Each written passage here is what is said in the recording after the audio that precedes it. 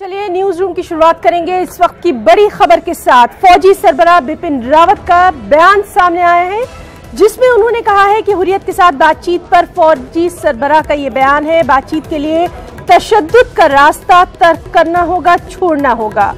अगर फौज पर हमले न करने की यकीन दहानी कराई जाए तो ही बातचीत मुमकिन होगी।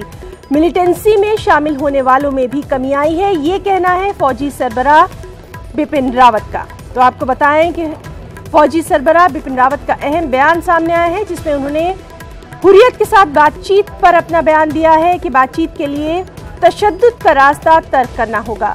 अगर फौज पर हमले न करने की यकीन दहानी कराई जाए तभी बातचीत मुमकिन है।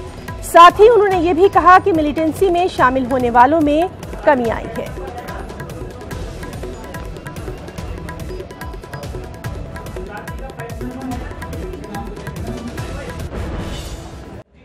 और आइए अब बात करेंगे बाबरी मस्जिद सुनवाई की।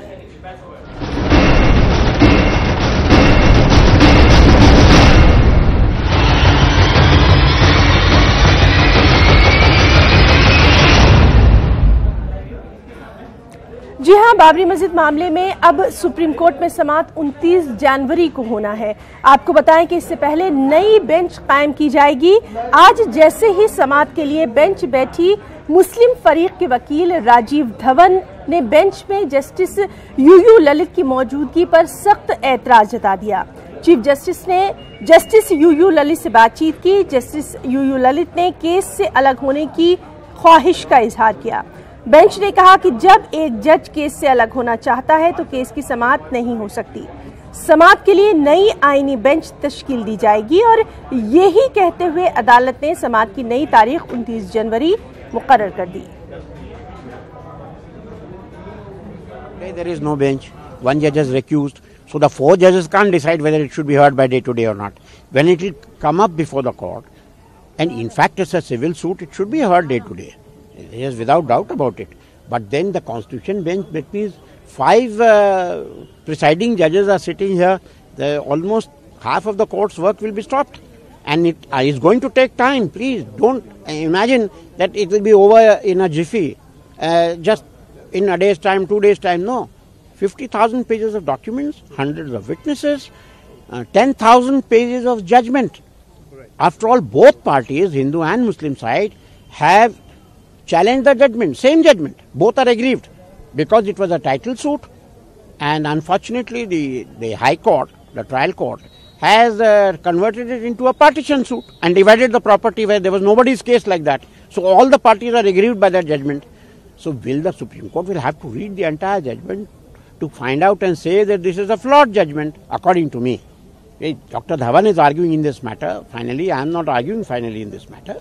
But Dr. Dhawan is fully prepared and he is doing an excellent job.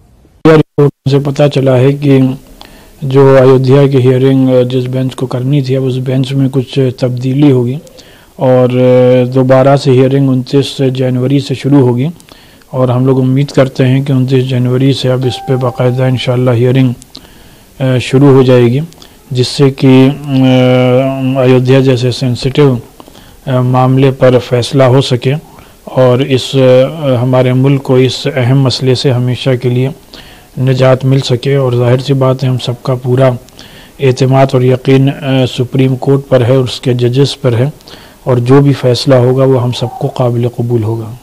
आज चीफ जस्टिस के साथ जो बेंच पे बनी उसमें 2 बातें पॉइंट आउट हुई। एक तो ये बताया गया कि जस्टिस ललित साहब को पहले 97 में कल्याण सिंह के मैटर में अपीयर हुए थे तो कोर्ट को मुझसे बताया गया, किसी ने एतराज़ नहीं किया। जजेस ने खुद मशवरा किया। ललित साहब ने कहा कि शायद उनका इस बेंच में कंटिन्यू रहना मुनासिब नहीं है, नहीं हम लोग कुछ कर नहीं सकते। तो चीफ जस्टिस ने कहा कि ये राय है हमारे बुजुर्ग कुली की और खुद ललित साहब की, he does not want to continue. दूसरा बात उनको बताया गया कि ये हम लोगों की तो था चीफ जस्टिस बना सकते हैं, लेकिन जुडिशल ऑर्डर में चूँकि 3 जजेस के बाद आई है तो प्रॉपर होगा कि चीफ जस्टिस साहब इसका नोट ले लें। तो उनका ठीक है, नोटिस उन्होंने ऑर्डर लिखवाया और ऑर्डर में लिखवाया पूरी ये बात कि सुप्रीम कोर्ट के रूल्स में चीफ जस्टिस को ये पावर है कि वो किसी मैटर को 2 जजेस को 3 जजेस को 5 जजेस को जैसा चाहे वो बनाए, देखते हुए कि क्या उसका रिक्वायरमेंट है। तो इस लिहाज से वो उन्होंने बनाया और फिर उन्होंने डेट लगा दी, रजिस्ट्री को डायरेक्शन दिया है।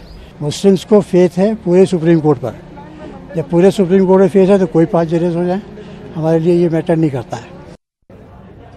और केस के फरीक इकबाल अंसारी ने एक बार फिर कहा कि हमें कोर्ट पर पूरा भरोसा है। उन्होंने क्या कुछ कहा है, आइए आपको दिखाते हैं। ये काम सरकार का है, कोर्ट का है, इस पे हम कोई टिप्पणी नहीं करते। कोर्ट जो भी करेगा हम उस जो है उसको मानेंगे। हम साफ कहते हैं कि हम इससे राजनीति नहीं करते, चाहे जो वकील हो चाहे जो जज हो, जो भी वो करेंगे वो हम लोगों को मानना पड़ेगा। ये संवैधानिक बात है। देखिए ऐसा है, सबके यहाँ वकील ही जाते हैं, हिंदू पक्षकार में भी वकील जाते हैं। आज जाके देखिए जो है हिंदू महासभा या निर्मोही अखाड़ा कोई नहीं गया होगा, हम भी नहीं जाते वहाँ वकील देखते हैं। ये आज की बात नहीं है, जो वकील वहाँ जो है मौके पे मौजूद है वही देखते हैं, क्योंकि ये संवैधानिक काम है। क्योंकि बहुत सी जगह पक्षकार नहीं जाते, वकील ही तारीख लेता है। देखिए कोर्ट सबूतों के आधार पे चलता है, हिंदू मुसलमान पे नहीं चलता। हमारे यहाँ हिंदुस्तान में तो ये जात बात तो नेता लोग बताते हैं, जात तो नेता पूछते हैं। हिंदुस्तान की पब्लिक आज भी मोहल्ले में लोग जात नहीं पूछते, नेता केवल जात पूछते हैं। कोर्ट में चाहे हिंदू हो चाहे मुसलमान चाहे सिख हो चाहे ईसाई, कोर्ट चलता है सबूतों के आधार पे। हम कोर्ट की बात मानेंगे, ये हमारा संवैधानिक है।